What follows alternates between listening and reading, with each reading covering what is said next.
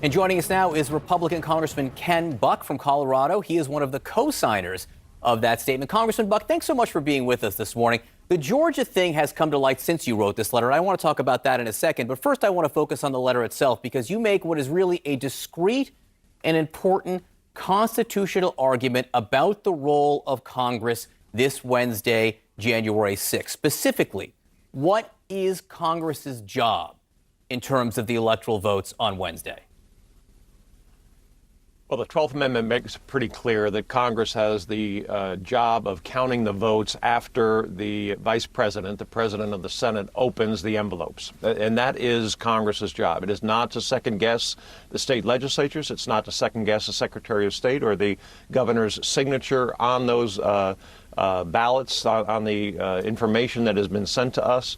It is simply to count votes. And you would think that a body that could create $30 trillion of debt could count a few hundred electors. You think they could do that properly?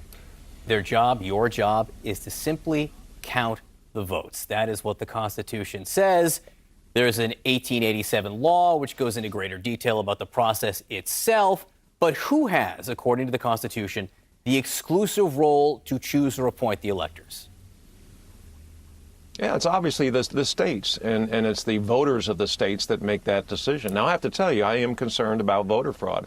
I don't believe that there is widespread voter fraud. The Attorney General of the United States has looked at these elections in these 6 states and has opined that there was not widespread voter fraud. And if you can't trust Bill Barr to make that kind of judgment, I don't know who you can trust. If you can't trust the Department of Justice to look at this election and render an unbiased, fair verdict, then we have more serious problems. But you have to recognize also there are millions of voters who now believe, millions of Americans who now believe that there was an unfair election. I think our job has to be to go in and do what the Constitution tells us, count the votes and render that. But I also think there should be an examination at some point about how we make our election process more fair and credible so the American people trust it more. You do note, though, that 5 of the 6 states that are most in question right now have Republican legislators or Republican governors, sometimes both. There are judges, federal and state judges, including many Republican appointees, who have all looked at this.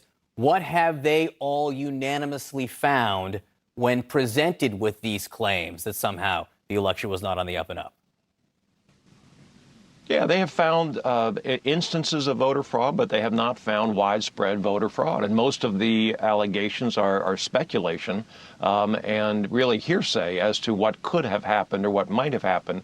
But the truth is that you're absolutely right. 5 of the state legislatures, the House and the Senate, from these 6 states, the House and the Senate are controlled by Republicans. And if they had wanted to send us an alternate slate, they could have done that. They didn't.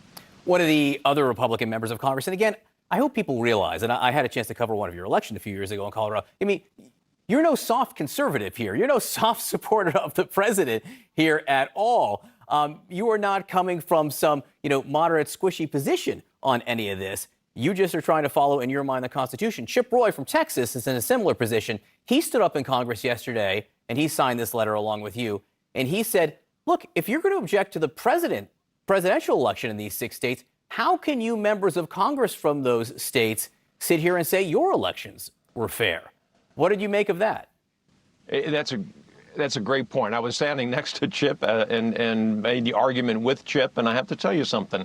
Over and over, the members who claim that the elections in their own states were unfair as to the president accepted the oath of office yesterday, were sworn in as Congress, and a lot of them tweeted out how proud they were that the voters of their district, of their state, elected them. So they didn't find any fraud as to their own election, but then they are alleging that there is fraud or agreeing with the president that there is fraud as to the presidential election. It seems a little inconsistent.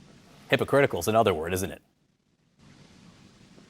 It's certainly a word in the dictionary. I use the word inconsistent. Yeah, okay. They are my friends, and I think they're inconsistent. Fair enough.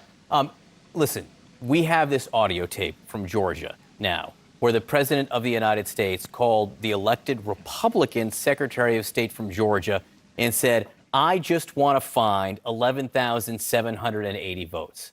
I just want to find 11,780 votes. What were your feelings when you heard that?